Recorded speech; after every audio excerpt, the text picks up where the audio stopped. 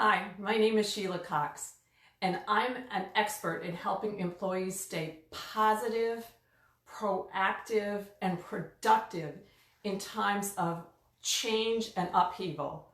And wow, right now there is a ton of change and upheaval. So I'm getting a lot of questions from clients. What are best practices? What should we be doing right now? So let me share my 3 top tips. Make sure that your teams who are suddenly virtual are staying busy, that they are proactively connecting, and that you are communicating constantly, communicating more than you think you need to communicate. So let me start with that one, communicating. The biggest fear that people have right now is that they're going to lose their job. That either they will be fired, they will be laid off, their hours will be reduced. And communicating isn't about reassuring, because all reassurances seem somewhat hollow. It's about providing information. So, as an example, tell them what the cash position of your organization is. Hey, we have the cash reserves. We are prepared that we can pay people through a period of time. Whatever it is that you can tell them, don't just give them promises like nobody will be laid off, because you can't promise that. But tell them the status of the company, what's going on with the company, and how you're preparing for this economic situation.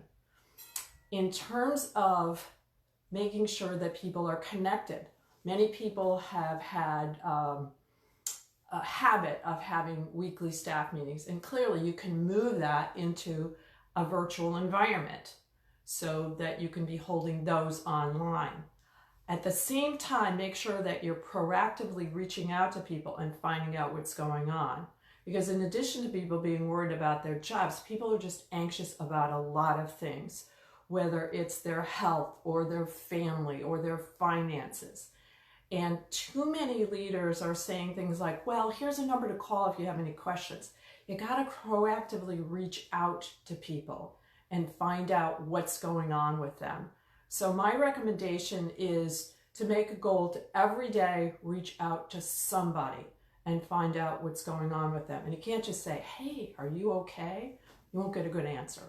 Ask something like, what's your biggest concern right now?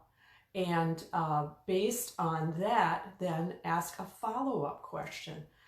Make sure these are open-ended questions. So tell me more, so that you can be hearing what these issues are and proactively responding. And then in terms of keeping busy, one of the things that is difficult for people is that they've lost the structure of being in the workplace. And so there's a need to make sure that people have tasks clearly assigned. And this is not about overloading people or making sure they're productive or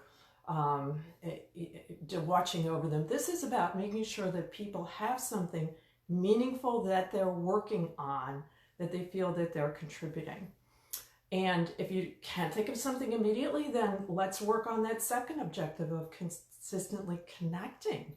So just come up with a list of your team members and ask people to call the person next on the list alphabetically and check in with them. Do a round robin of connections. Ask your team, given what's important to us and what our values are, what do you think we should be working on right now? And get suggestions. But make sure that people are busy and that they feel they're productively contributing.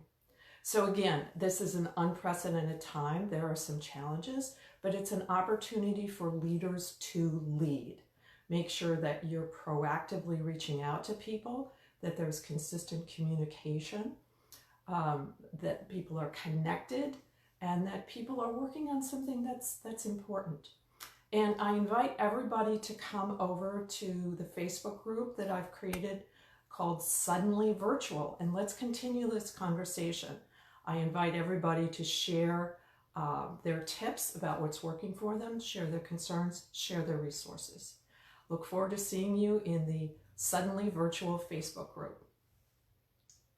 Stay productive.